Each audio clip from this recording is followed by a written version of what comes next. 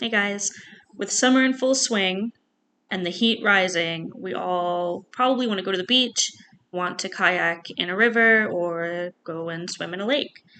Now, my local lake has been closed since 2017 due to an algae bloom, but even before it was closed, the men in the local area wouldn't step foot into that river or that lake, excuse me.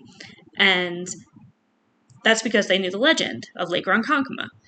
So the legend of Lake Ronkonkoma goes that once there was a beautiful Native American princess named Tuscawanta, and she was part of the Setauket tribe, and she would go and visit the lake every day, and across from the lake, she saw a man, and this man was Hugh Birdsdale, and he was an Englishman that, would go and visit the lake. And they met in the middle of the lake from the one side and the other, and they fell in love. And then they would meet every day in the middle of the lake. So one day, Tuscawanta's father, who was the chief, found out about this meeting, and she forbade his daughter from ever seeing the Englishman again.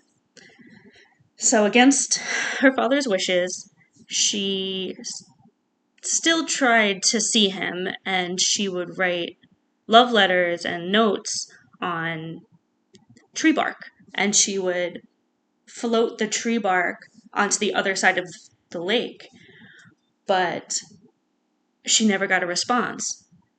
And legend goes that Hugh either left Long Island or he died.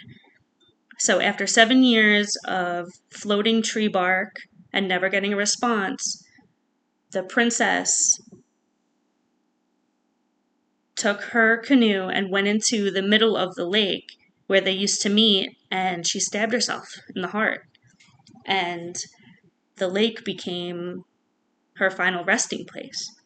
Now, the reason that men won't go into the lake is because since then, in the 1600s, they would every year lose a man to drowning into Lake Ronkonkoma. And now we don't know if it's because it's bottomless and people would get dragged down, or if it's the princess looking for her love and trying to take a man to be with her every year.